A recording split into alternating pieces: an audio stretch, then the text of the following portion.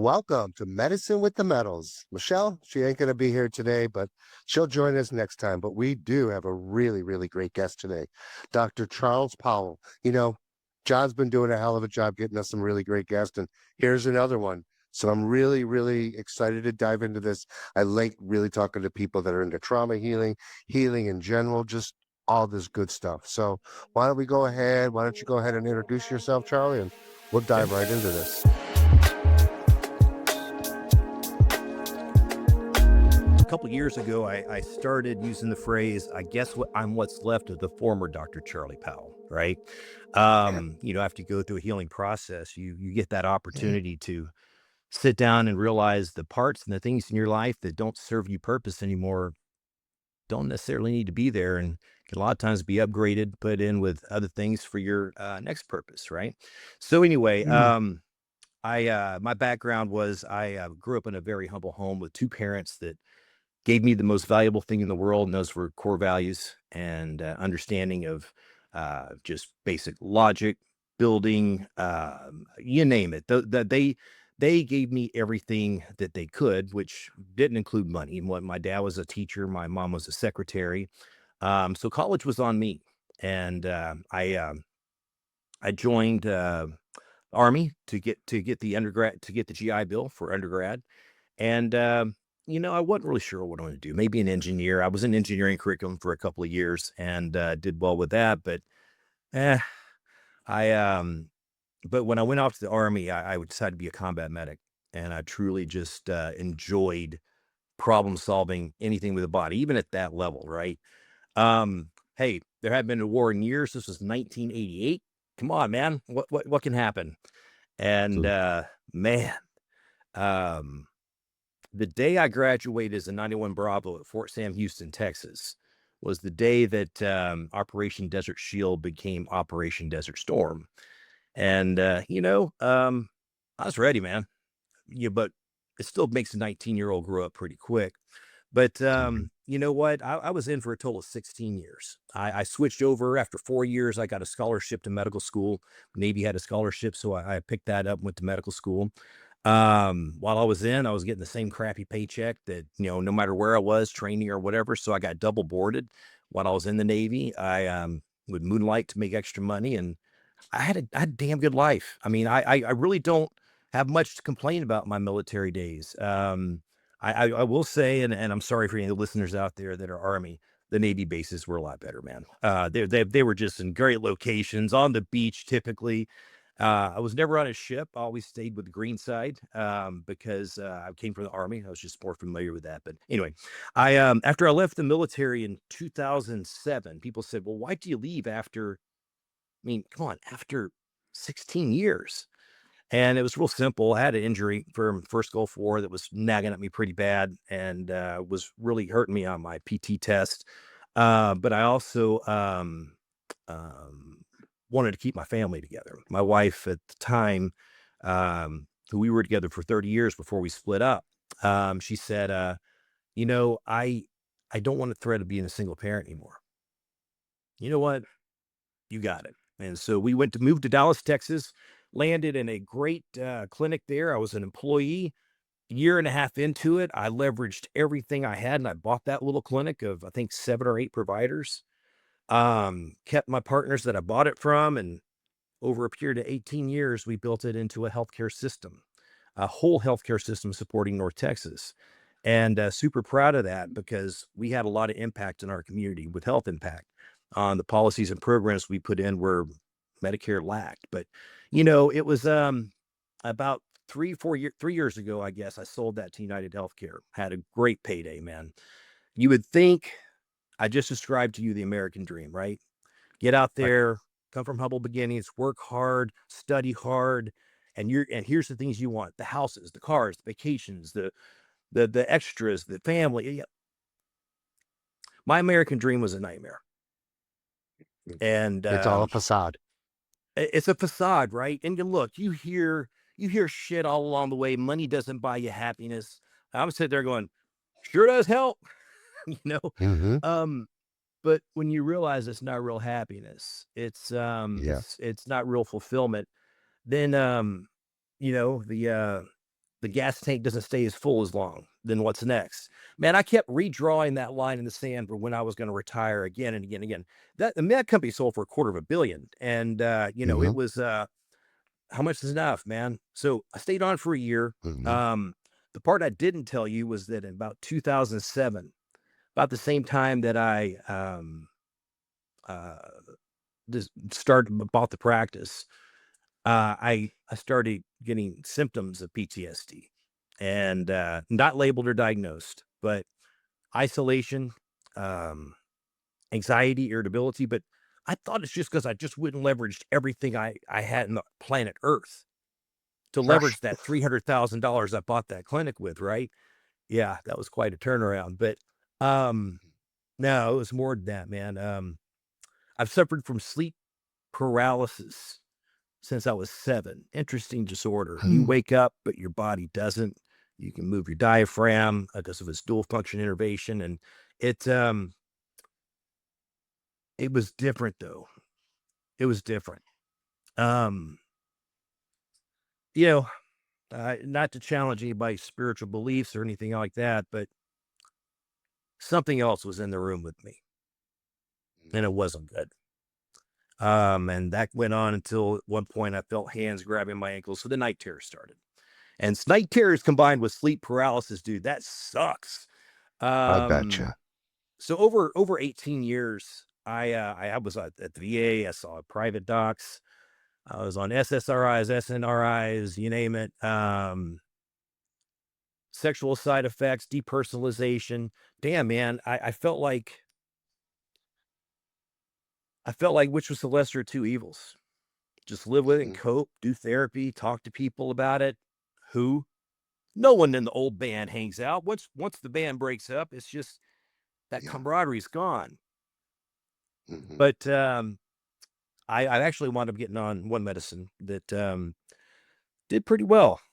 Made it where I couldn't sleep good at night, so they VA added Ambien, and then over the years, the the nerve pain for my injury um, felt like my foot would be in burning grease some days. I'm not a complainer; it just is what it is. Nighttime's worse, and so that medicine moved to gabapentin, moved to Lyrica, then it moved to hydrocodone. 15 years of Mm-hmm. hydrocodone. And let me tell you something, as a physician who took a lot of pride in not prescribing scheduled medications, um, going about it the right way, man, I had everything else done. I knew it was just the last thing if that was a quality of life issue. But when you have to start planning your travels around refills and you don't want people to know about it, the stigma behind it. I mean, mental health in general in the US has a stigma behind it that we don't talk about, which is so wrong. Absolutely. But especially requiring scheduled meds, right? Dude, I was running this company. I was leading this company and we were doing great. We survived COVID well, we did great impact. So I was a highly functional man that was suffering. And I guess about June of 23 is when we closed. August of 23, I had my darkest moment. Um, I I understood suicide. And up to that point, I think you until you understand it, you're at that wow. But suicide seems so selfish. They just ended their own pain and left the family and everything behind. And yeah, step a day in our shoes and step a bad day in our shoes. And it was interesting. I was at a gala last year. I had there was an admiral there. I think it was, I can't remember his name, but he said, Charlie, I got something that'd fix this. I said, I mean, the 15 billion over the last 3 years hasn't touched it. He goes, no, I got something. People just don't need to leave the military. And put me on my heels for a second because there's truth in that. There was immense truth in that because what I call in the movie Healing Heroes is about to come out early next year. I every veteran, and I would even challenge every first responder as they leave their job or leave the force. They have the final trauma, the unsung trauma. That's just leaving. You know, the US military is the largest employer in the world. It's the largest war machine that we know of in history. And that's got system, that's got order, it's got things that work, a lot of fucking bureaucracy. Sorry about that, but it is. Um, but it works because when I went to basic training in 1988, 8 weeks later, these guys I showed up didn't know from Jack. I would have given my life for. Mm, I got people I know my whole life. I wouldn't do that. Still wouldn't do that, right? So they break you down as a team. I'm sorry, they break you down as an individual. And the only way to survive is to come together as a team. Doesn't matter if your shoe's right, that dude's is wrong, boom. And at some point, you're just like, wait, we're doing everything right. Then you finally get it. Oh, this is programmed. All right, got it. Let's do this. But they never isn't the in whole TAPS system though, class, Charlie? it is. Oh my gosh, the whole Hmm. system is programmed depending Of course. on what avenue of what you're looking at. And it's programming down to what we're watching on streaming, what we're listening to. Hmm. But programming not always with intent, but sometimes with foul intent, in my opinion. And so anyway, when we get people out of the military, I went through a 2-week TAPS class. They showed me how to fill out a job application and write a CV and how to apply for my VA benefits. That's what I remember. But no one fucking prepared me to come out to a world I was gonna hate. I despised it, man. Man, I was making a lot more money, probably 2, 3 times more than I was making in the Navy. I was a lieutenant commander at the time when I left, and it's like, damn it, I could have Barbers Point, Hawaii. I could have a boat on the water, on dock, and everybody at work, man, nobody stayed past 5 o'clock. No one cared if the refills weren't done. It's 5 o'clock, paycheck stops. There was no economy outside of a paycheck. Well, my God, if anybody's good at an economy outside of the paycheck, it's the US military, man. They will get you to go halfway around the world on an unaccompanied tour to get a baby blue ribbon because you really want that baby blue ribbon, don't you? Um, Mm. it's interesting. I actually adopted a lot of that culture into the company after I bought it. Um, and it works. And it works beautifully. Um, anyway, so after after I had my darkest moment, there I was, all the money, everything else. I just so that's not how this legacy ends. Um, over about a year's time, I watched the major healthcare organization that I sold my baby to. I watched them disassemble it into parts and reassemble it into theirs. And okay, that's just what happens when you get a big fat check. Um, but they got rid of great programs that were reducing hospitalizations by 40% and ER visits, and it's just not how we do things. I'm like, man, this is not how it ends for me. A year out. But anyway, I stayed on for a year. Interesting. I learned about plant medicine from of all people.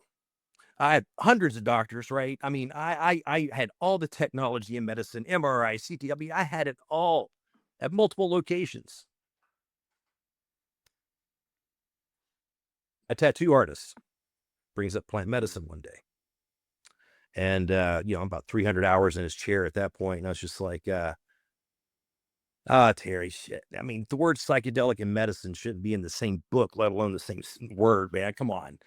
Um, but he sparked my interest, and it was like gravity after that. I couldn't get my hands on enough. Oh, gee, wonder why? Because there's not much out there to get your hands on the US side. But you start to learn, you start to talk to people who've been through experiences, you start to understand the workings in the brain. I'm sorry, you start to understand how Western medicine teaches you about the workings in the brain, and you start to make sense of it, right? And so anyway, I felt drawn to Ibogaine, strongly drawn to Hmm. Ibogaine. I We went are in definitely going August to be of talking the 24. same page right here Yeah. because this medicine we're going to be talking about, so we could share the audience. I've done them all except peyote. And Okay. this one right here that we're going to discuss is, for me, it doesn't. For me, it was, this is the medicine. I mean, I've done ayahuasca, I've done tons of I've done it all. Until I had my couple flood doses of Iboga, I did Iboga. So it was a life changer. I mean, Yes. it brought my nervous system down. Psychedelics in general has done it for me back in Right. 2019. So my first experience, I'm very similar to you. I saw all these. I had all this. I had this. I had it all. I was fucking miserable. So I found ayahuasca. But this process, there was nothing that healed. I was on all these meds, just your story's the same. All our Yeah. stories are the same because we're all programmed. But let's dive into this medicine because this medicine, I can just tell scientifically what they know about it. 85% cure rate for opioid addiction on your first flood dose, up to a 90% cure rate opioid addiction, 92% to 97 on your second flood dose. Now, after Right. microdosing with Iboga afterwards, your life's over. It does something to your nervous system that we don't yet know. It resets everything. And there's these compounds in it, and there's these alkaloids, and there's these chemicals that we have not yet studied that, listen, to be in that experience for 30 hours, Yeah. like I was the most life-changing thing I've ever done. So let's go ahead and talk about this medicine. Big high five to you there. It's I wound up to it. I'm gonna say, well, I wound up exactly where I was supposed to be. Right. You Hmm. finally figure that out. But Yeah. I thought I found it by complete chance. I mean, here I was triple boarded at that time, about to get my fourth board. I was going back for my board in sleep medicine. And I mean, I just absorb stuff fast. I like to learn. I like to keep going. And I'd moved over to executive roles more so at that point. One of the medicines had started to develop this central nervous system tremor, which is gone now after Mhm. ibogaine. Of course. Hmm. I sounded like Katharine Hepburn when I would have any caffeine. It was really bad. I had a tremor in my hand. I couldn't operate anymore. It was that bad, and it's gone.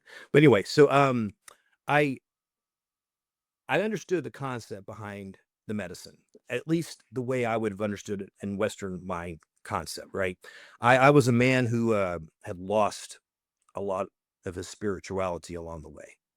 You see enough shit as a trauma surgeon, ER doc, which that was one of my boards. I was practicing family medicine in Dallas because I just couldn't do that anymore. I started off in family medicine, and you think about our trauma docs, ER docs, your ER nurses, our first responders.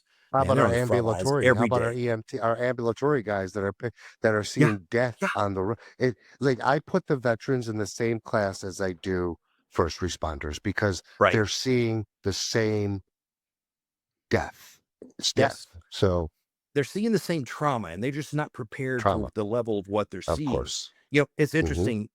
Look at most of the documentaries that are out right now about military and PTSD and plant medicine. They're all focused on special forces. Mm. I've got a challenge. Let's see if you agree with this or not. They're writing those movies about the wrong people. Now, look, hey, hats off to our special forces, man. You guys are badasses that I've had some fun with over my career, right? So this is not any dig to you guys. What I'm saying is you guys got a special amount of training and armor, and I'm not just talking about the stuff you wore. You were Mm. prepared for some of the stuff you were going to have to do and see. It's the person that's not prepared, doesn't have the tools to handle it. It's important to understand that a trauma is a trauma. I found somebody with severe PTSD from birth trauma, not them being born, like them having the baby. I'm like, oh yeah, I've delivered 386 of them things. Oof, that's some wrecked house sometimes that has to be cleaned up, and that's a lot of pain and trauma. And this was a person that was very sheltered their whole life, that was never allowed to go outside and never had a skint knee or didn't know what a Band-Aid was. Yeah, that was interesting. But no, you definitely put them together because, first of all, a lot of people leave the military because it's illegal to kill people on the outside of civilian jobs unless you go to work for one of the contractors. But you, they tend to drift towards Future. the first responder field, right? Um, Hmm. Now, interesting. the ones I've talked to have said this, the camaraderie is there, but it's not the same. It's a lot of politics and everything, but nonetheless, their trauma is the same. I got another one for you. I'm gonna yank the wheel on you real quick, man. I recently found another class that I am the biggest idiot for not seeing it. So, just real quick, knock it out of the way. So one of my other ventures, since I walked away from it all, I walked away from Western medicine. I walked away from America. I live down in Mexico now. I love it. I love what I'm doing. I've had a movie studio doing that stuff, but I wanted to create the world's first ever resort system for special needs families and handicap. I'm like, come on. We always had trouble traveling with this guy, and we all deserve a break. Special needs parents, they go to work every day to come home to their hellish job of, they love that kid, but man, there's no breaks. There's no breaks and no Well, surprises. Divorce rate 80%. I know that from living experience because my Yeah. two nephews grew up with muscular dystrophy. They had muscular dystrophy all their Oh life. man. They were supposed to die at the age of Sorry. 18. They both died together at 51, and they both died like 2 months apart. They were with the Jerry Lewis 51. Foundation. They were like, they lived a beautiful, they became teachers. They believed in plant Man. medicines. They believed in the teachings. So we're a lot very similar in a lot of ways. I didn't make that $1 billion yet, and I don't even plan to because there's nothing. Money is just a tool to get you to the next level. Money It is a is. facade and It it's is. actually fake. There's And nothing I real to money. And if 10,000 people got together and said, listen, we don't want this no more, it would crumble in a heartbeat. So you said something at the very beginning about the shedding. When the shedding comes, that's when we really know we're changing. Like I can look back on all my experiences over the last 7 years and I see I am not that fucking person. I'm not even close to that spinning oh image. damn man. But you know where all Let me that show you comes a from? picture. I was programmed. I was a programmed person, 100. Yeah, absolutely. hmm Absolutely. Yep. I have a So hidden let's folder talk on my about healing phone for heroes a my little fat bit. pictures from Go- 3 years ago, man. I just Yeah. it's who the hell was that guy? I Man. live in Costa Rica. You live in Mexico. I Yeah, mean, yeah. I see the Western world and they're very angry. They're very mad and it's ready to crumble more so than I've ever seen it before. So let's talk about healing heroes. So interesting. As I came out the other side from Ibogaine, every single one of my medications were gone instantaneously. And I was at I peace. believe that.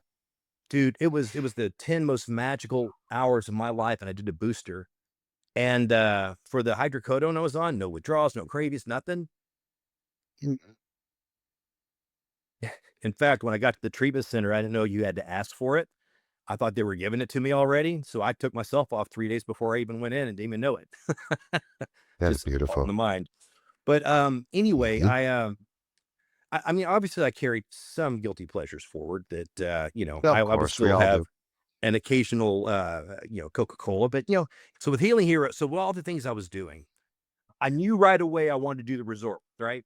And at St. Charlie Resorts, we just funded our first one, dude. Like literally this last week. Huge race we had going there. Great. I knew that was going to be one of my new purposes. But I wanted to do something back for the veterans space. I mean, look, we got guys like you out here doing this. I've seen a lot of other guys and gals doing podcasts, getting vocal about it, gaining strength and momentum. Man, I saw Newsom, I think yesterday, the day before, he even got it approved for, to get the path driven for California. And now, Rick Perry, left and the right, sitting here. Oh my God, is there something we could have unity on? Texas kind of amazed me, really. Texas kind of, I mean, but Rick Perry's a veteran. So, I mean, Rick Perry's on board with all this. But you ought to listen to him talk about it. He says, I know you wouldn't expect to see a knuckle dragging right wing politician up here, but let me tell you, we're all very similar in other ways. And so, it's in such a polarizing time to see left and right coming together, but still not enough to make an impact or difference. The trouble is not with law and policy. The trouble's with who controls it. You know, Ibogaine probably would have been available. I'm going to step out on the ledge here and say Ibogaine probably would have been available a decade ago for opiate addiction Okay. if the U.S. patent laws allowed a company to patent something found in nature. I would challenge that. Well, I thought the opioid addiction happened because of you guys going to protect the poppy seed farms over in Iraq and Iran. And then after that, miraculously, we had this explosive opioid addiction. Isn't that crazy Dude. how those two coincided? I see that, and what I will tell you though is, so I did pretty good in that medical company, and I could have done double if I practiced like a lot of key players in medicine and healthcare do practice, Mm. and it's sad. Um, you always hear the conspiracy theories, and I've never been a conspiracy theorist, but I will tell you this is not a theory. It's just truth. There Mm. is no money in a cure. All right. That's not saying that it's anything isn't tip happy. That's just fact. There is no money in a cure. Um, Long drawn out treatments bring returning revenue until the patent runs out. And what do you know? We got a next generation of it out right here for you.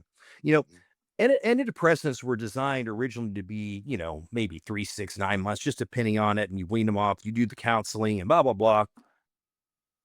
I had people on that shit for decade plus, just no one ever stopped it. They were scared Can I to, ask you a right? question? Because you're a Yeah, man. doctor in this field and you've been doing this for a long time. And I hope I'm speaking from truth because I say this message a lot. Sure, sure. In the pharmaceutical and Western world, there's never been a cure for any pharmaceutical drug. It's never actually cured anything. Is that the truth or is that not truth? I could um I could state cases of where it has, like for example, bacterial infections. Absolutely. Okay, The antibacterial, sure. antibiotics. But SSRIs, say You for look mental at health. blood pressure medicine. Right. It's going to fall in the category of it's a treatment, it's not a cure. Um, you know, but even in the cases where they are curative of something, um, I hope people understand antibiotics are like chemotherapy. It's putting poison into your body to kill things that are alive and hopefully the bacteria first and not you. But that's fine because look, I'll also say antibiotics have saved a lot of lives, my family's lives. I mean, I've been so thankful for them when you need them, but at the same time, I've seen a lot of complications from them. So, dude, we could go through it forever, but I will tell you that I um I think there's a different barrier. I don't think it's the counterculture stigma that's out there. That's some of it, right? Hey, a lot of my Mhm. friends and coworkers disowned me after I made this choice. And I was deuces, Now, guys. why do you think that is, Charlie? I mean, more depth in this Couple things conversation. What do you think happened. that is? Yeah. So when I left, I was just going to go for a 10-day treatment and come back and continue my time and maybe even take on the Southeast or something they wanted me to. And but I didn't see myself as being a corporate. Do I look like a corporate guy, man? I can't even wear a white No, coat my whole career, right? no, Um, of course. and so I came back and I could not be there anymore. Could not be They're called there. paradigm shifts. They're called paradigm shifts. It was When you it was shift the it, you biggest don't see pivot it. of my life. Hmm. Yeah, paradigm shift, and I could feel it. I could feel where I was Yep. supposed to be and not meant to be. That's where I started identifying gravity. Like, nope, not supposed to be Would you here. You almost went get 45 minutes. angry in that environment? Would it almost make you angry and mad? No, because I let anger go, man. Yeah, I, I don't say I, angry. I guess that was a bad word. It would be yeah, like, but no, I could. Okay. a negative emotion here, a negative sense, right? And or I don't belong here. When I looked at I went back to one meeting after my treatment, and it was at the big unnamed company that I sold this to. And so I said there with United Healthcare, and you got all these people sitting around the table. They had to change some of their tattoo policies just to let me up to the table, right? But um, you look around that room, and this is I say the name because this is a ton of executive rooms and executive tables in this country. But everybody's miserable. No one wants to be there. Everybody would rather be doing something else or a part of their job they're not doing. Most of them aren't listening to the person that's even presenting or the important numbers that are falling down that they're going to need to be responsible for. They're too busy trying to keep up with their email and or scrolling on social media. But at some point, medicine, it just lost its luster. It lost its dignity in a lot of senses. So anyway, there I was coming out the other side of treatment. I want to do the resort, but here's all this going on. I want to get back to the veteran space, but dude, I don't want to make treatment centers. I don't. I just I've done that. I want to do something new. It's like this is great. Um, so I got to go to know Martin Polanco real well. I got to know Jesse Gould real well. Plugged into space a little bit, and so awareness, change in policy. If we can't do it with the lawmakers, we got to go to the citizens. And that's what you guys are doing, right? Y'all are getting the word out there. Y'all are talking about it so that, But you know what oh happens, no, I've heard Charlie? about They that. shut us down. They shut us. They They do. shut us. You get to a level, 100%. you're shut. You're shut. You're shut. So Yeah. Let me tell it's you a what they battle. can't shut down. They can't shut down What's my that? self-funded film that is an amazing story. Love And that. look, let me tell you something, man. I have never made a movie before in my life, but I've sat in front of HBO since I was 5 years old, man, watching the same damn movies over and over. No, We still have HBO. yeah, back then it So, was on the slide box, right? You didn't even have damn infrared remote control. Where's the box? yeah. Um, Yeah. but I knew there were stories like my story. I could tell it. I could tell it a million times, and I'll help some people, right? And I'm sure you've told yours, but then I started noticing I got to be careful how I tell my story. Some people form up opinions really fast and block it up. Mhm. Others, look, mine was legendary. A couple of them call me the legend coming out the other side of that. It was a legendary experience. 4K reality, third person viewing myself, integrating real time during the process. Now, I prepared for 5 months for this journey, man. I was way over prepared for this. But anyway, flying home from LA, I looked over at my wife at the time and I just said, I'm gonna make a movie. Actually, I thought it was gonna be a TV series at that point. She was like, okay. Whatever. You made it this far. So anyway, I self-funded this movie. It was going to be a pilot, but it turned into a full movie, a documentary that'll be out early in 26, where I went to the US with a film crew that we hired under Solo Vive Studios, my new movie studio, and we put a ragtag crew together that basically went to the US and did US tour number one, where prior to going, I picked out six individuals that represented what the universe gave me, man. Martin Polanco's some, other people random, but it was the perfect mix for a new squad, a new family. Three of them were female, three of them were male.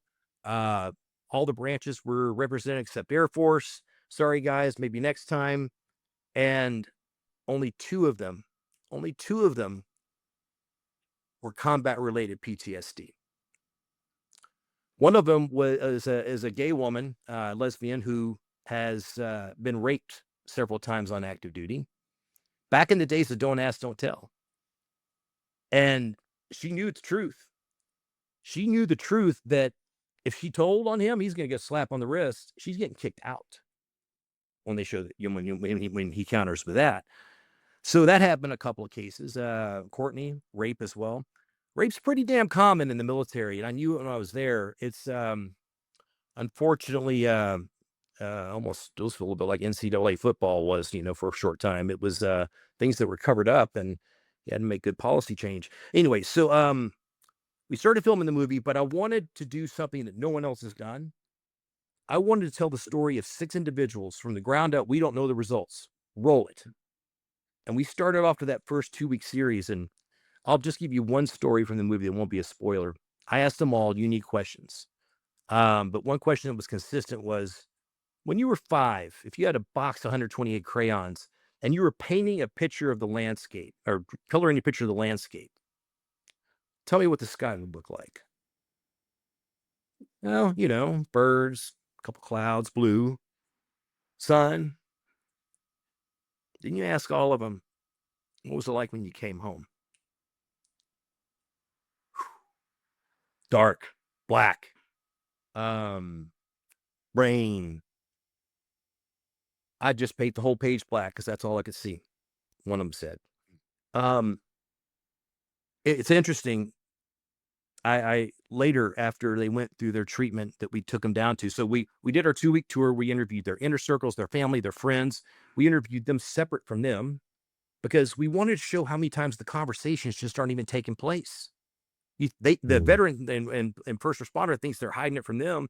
No, they see it. They just don't want to say anything back to them to make them feel bad or guilty for all the sacrifices they've already given. So the conversations just aren't happening, and there's the whole stigma about it. Don't want to be seen as broken. Shit. We all broken. Of But course. from there, we went to Tulum, Mexico, where Ibogaine and Iboga is legal.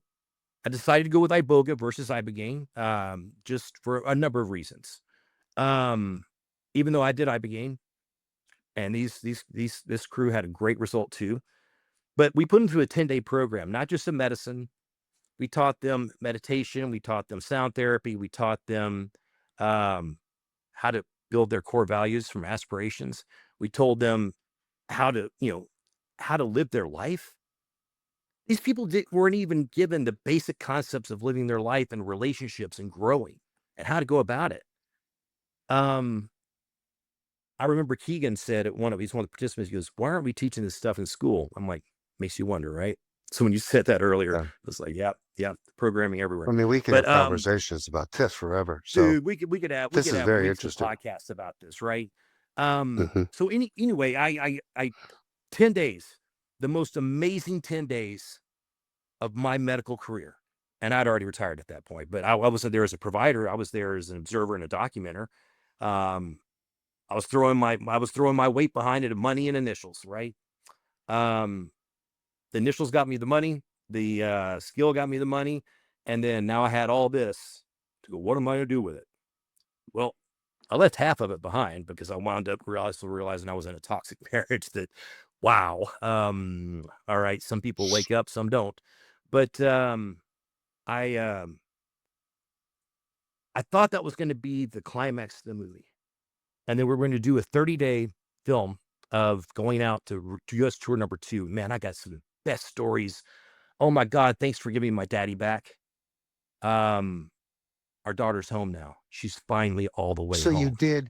So can I understand this film? So Yeah, in the beginning, you did it before. You filmed them all before. You showed them, and then there's an after. So it goes through their whole story to the beginning to the end to the yeah. after.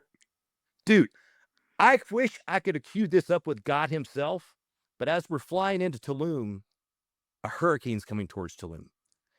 Everybody's like, "Oh, Charlie, we got to call it off." I'm like, "No, these people have been waiting too long. I don't care if you guys got to evacuate equipment. We're doing this for them." And so, Oh, Hurricane Alberto is in the background, and it's telling their fucking story at the same time. I'm talking that's powerful, really man, dude. And the that's pretty halfway cool. point, day 5, and where there's a tree down the middle of the resort. Half of it was black skies, the other half was gray. I said, "All right, film crew, get ready for day 9 and 10. We're gonna have some of the best sunrises you've ever seen. I'm gonna predict it now." And so when it happened, they're like, "Dude, the medicine's strong with you." I'm like, "No, I just lived in New Orleans. I know beautiful sunrises come after hurricanes." But so we put them through it. We put them through education and training. Because you think the reasons trauma happens is we don't have the tools to process these things. So we've got to give those in the process of all this. Otherwise, great, we level set, we reset them. Yes, the medicine can help you pick some up. And I'd love to hear your take on this, but my take is the medicine is only about 20% of the process. What do you think it is if you had I to think say? the medicine is probably 10% of the process. Integration is probably 90, because but Iboga is different. So we're talking a different medicine. I mean, Oh, yeah, the Iboga could be godfather. almost half and half, but something like psilocybin, ayahuasca, any of those, it tastes. I mean, Iboga, like I just got off a 40-day microdose of Iboga. I haven't Mm. flooded in 2 years. I just, it was more powerful that 40-day microdose of Iboga than almost a flood, because I had almost 80 grams of me. I was taking 2 grams a day, which is, that's pretty high.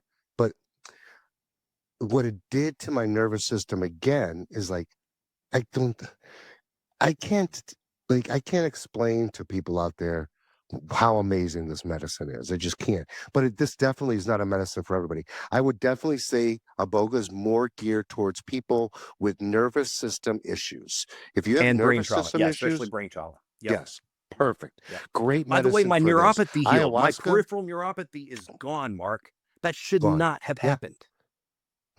Because I don't know. There's alkaloids, and we don't even know so much about alkaloids, but they reset your.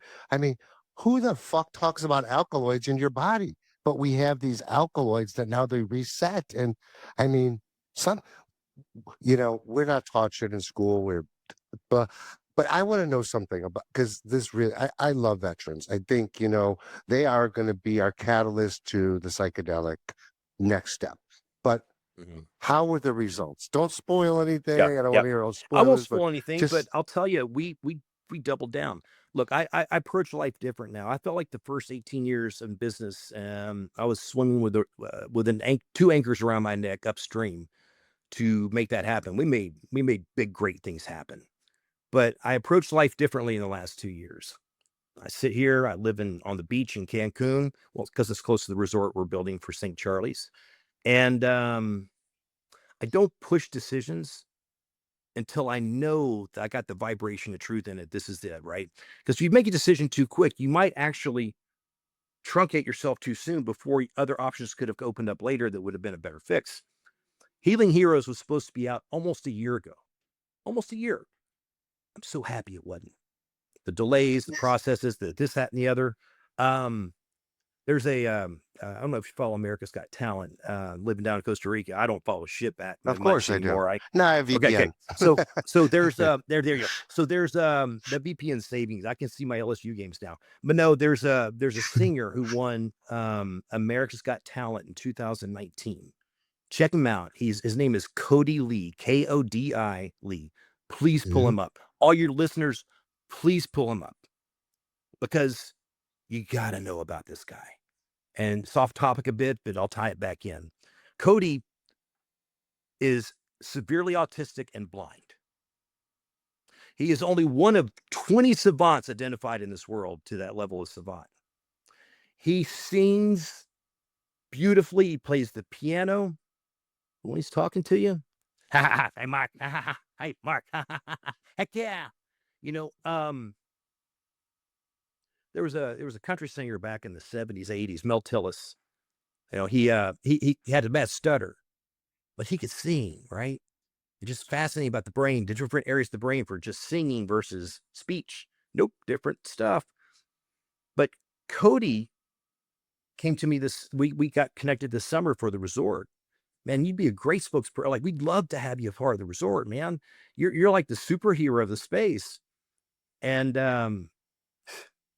his mom came down with him. So I mentioned there's that other class of person that I haven't been looking for. So Tina Lee, his mom, she sacrificed it all, man, to take care of Cody. You know, families with special needs are typically significantly less household income. And it's not because bad things happen to poor people. It's because, nope, only one parent can usually work full time. If maybe they'll work part time, but they never get a break. And so Right.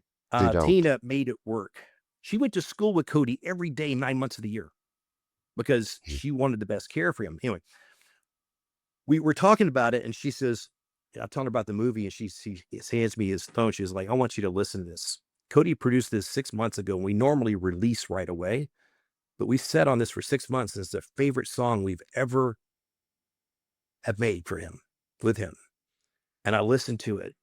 It's about mental health, and I can feel it in his voice. He's just not singing the words. You can feel it in his voice. There's something different about how he sings and communicates that it brings a message far more than vocalization alone could do, period.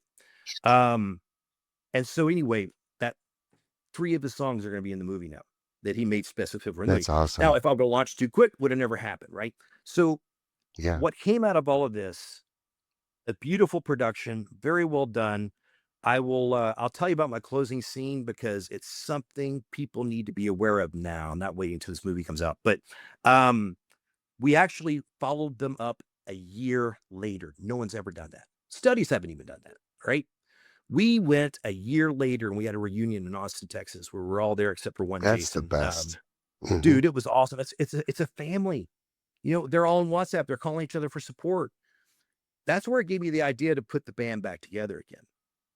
You know, at What any were the one results of time. that? Could you spoil that for us, Oh or yeah, would that yeah. spoil anything? All right. So that's the cliffhanger, guys, that gets you into the climax of the movie. You think it's their treatment, right? No. I feel comfortable telling you this.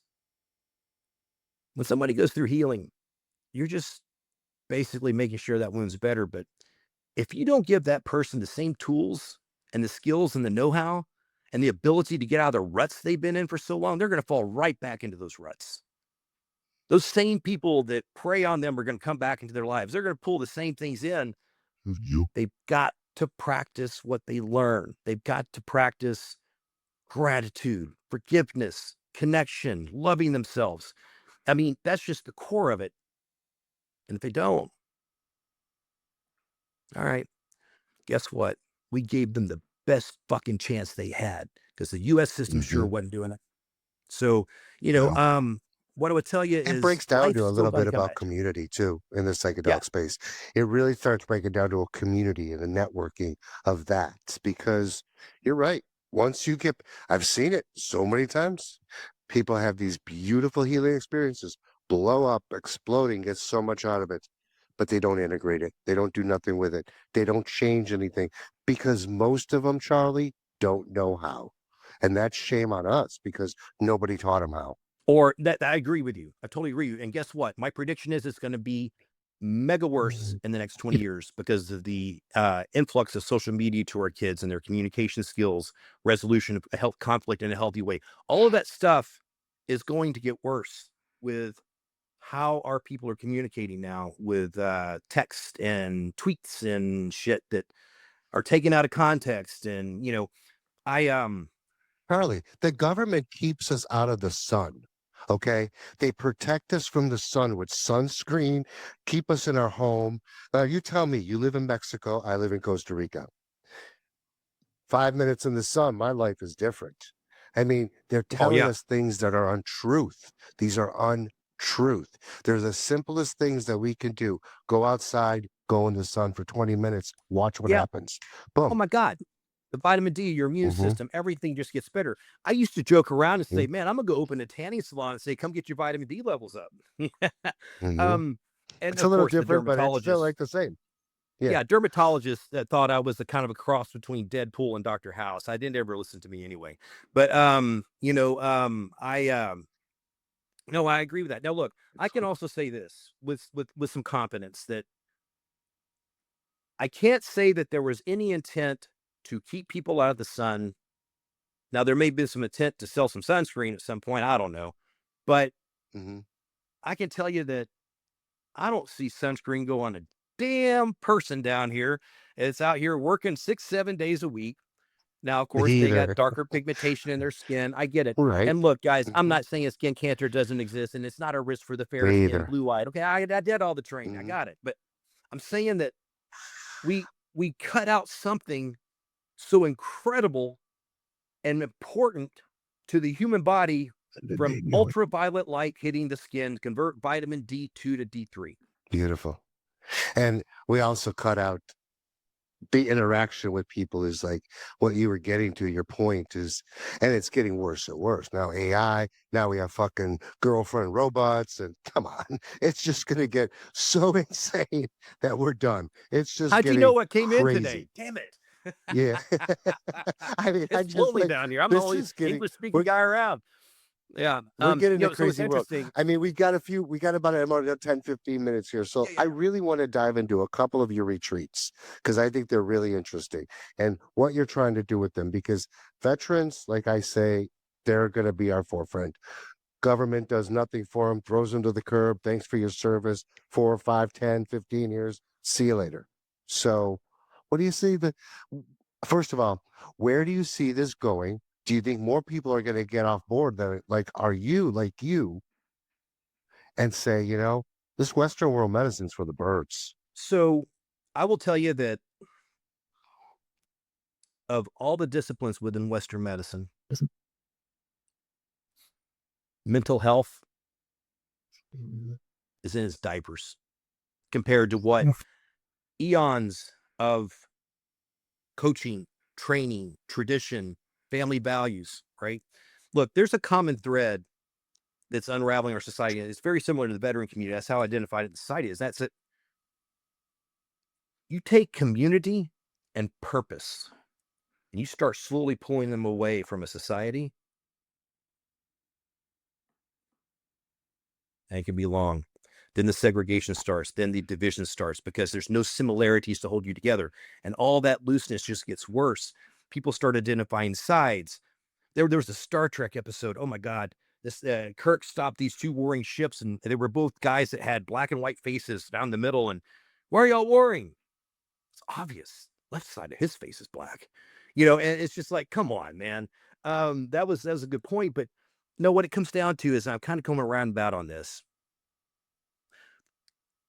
There are bigger inherent problems than just greed. Um, and let me tell you something. As I've been raising money for St. Charlie Resorts, there's been some people out there.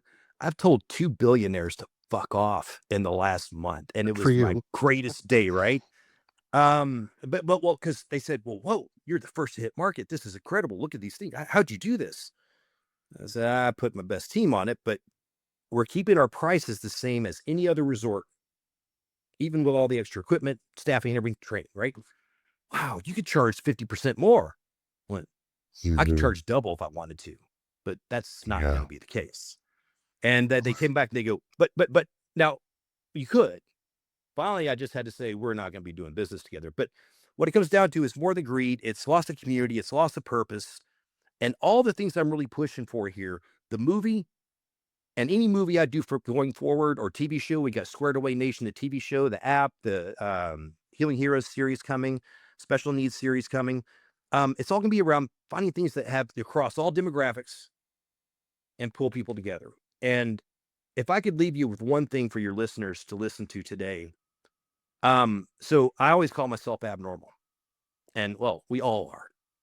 For I sure. like being I like being from the island of misfit toys. I think that's the coolest island to be from, and become the toy of Christmas, right? But you know, um, yeah, we're just stating ourselves really bad here, man. But no, I have a special needs son. Taught me more about life than I'm ever gonna be able to teach him. And you finally realize your quirkiness and your abnormalities are really kind of your superpowers to embrace them.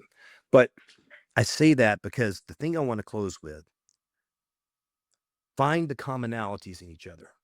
We have more empathy to the chimpanzee at the damn zoo stuck behind the damn cage walls that shares 99% of our DNA, but 1,000 human traits out there. And a group calls themselves a group, usually based only on 4 or 5 traits.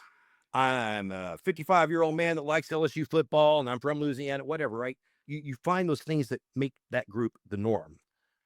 What about the other 995? Why are we ignoring those? Why? Well, my solution, my honest thought to that is divided they fall. Maybe we don't understand them because we don't want to understand them. I think plant medicine has done for me things like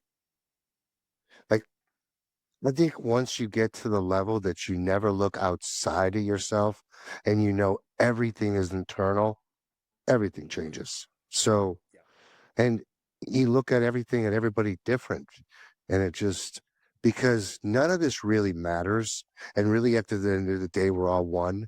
And my fear of death is almost zero when it was 100 times 10 years ago. Because I know that none of this fucking matters. This is such a short time in an evolution that might go on forever. Am I really sure? Well, I've seen some shit and experiences that I know I have never seen anywhere in my life. So there has to be something more out there. That's all I can believe. And I know we have a soul and I know we have a body. And I know you're in the medical field. I don't know if you believe with that, but I truly believe we have two parts. Like what I'm saying here is, you have to really it takes a different understanding, and these medicines really work. And mental health is not the stigma it was 20 years ago. People understand it more. That older generation, I hate to say it, is dying off. And we have a generation now that has become a lot more understanding of these medicines. And we have a lot more of them understanding that we are a corrupt, evil society that is evil against each other. And it's not us that's evil, Charlie. It's not you. It's not Mason. It's not John. It is the environment they're creating for us. It might be Mason, but go ahead. Anyway, kidding, Mason. But I want you to talk. Let's end right here, Charlie. I want because I like to Yeah, talk yeah. to you a lot after this. I think we could do a ton of Sure. shit together. But why don't Oh, we hell do yeah. this? Why don't we do some shout outs to what you do? Tell us where people can find you, and we'll Yep. go from there. So, basically for the movie, healingheroes.com is out there. We got a great trailers, 8 million views on our trailers already. It's been great. So that's gonna be coming out. Well, hell, I'll just drop it here. We finally got a date of March 25th. So we've got I will say there's a very big streamer that starts with the letter A. There's only two of them, so you got to figure out one of them. But we also already got hits from several others. But I can promise you this, it's going to land where it has the most impact, and that does not mean money. I funded this. I even thought about putting this just on YouTube, but I was concerned about certain demographics having trouble getting to it or access to it. So, um, all the above. And man, I got some really cool stuff coming down the pipeline with Squared Away Nation. We'll have to stay in touch, man. I've Us. got this part of my life, the last 2 years, I have been so much more productive, and it's been with ease. Things happen at right place, right time, right people. I've created 9 companies in the last 2 years that are just on their way. And that's about being in the Beautiful. right frequency. The amazing stuff. So I would definitely want to connect with you after this call for sure, because I think there's some things we could really do. We have a very large community in the psychedelic space. I think this movie, and I'd like to get this trailer launch out. I think you're right. You want to hit that right demographic of people.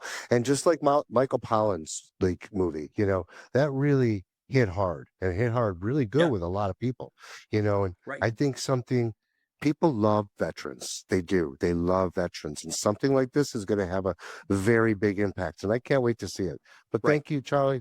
You've been a Yeah, really absolutely. great, powerful guest. Yeah, really cool, man. I love your enthusiasm. I love where you've been. Great guy, great guest. We're going to do this again, okay? Yep, let's do it, buddy. And I hope to meet you in person at some point. We're tropical, so man, why not? Well, why don't we get out? Why don't you get out of there while the cartel's after you? They think I'm one of them. That's good. We're good. Yeah, there you go. You're one of And them. they give me a package to stick up my bum every time I fly back. I don't know what that is either. I'm kidding. And if any authorities are listening to this, that was a joke. Thanks, guys.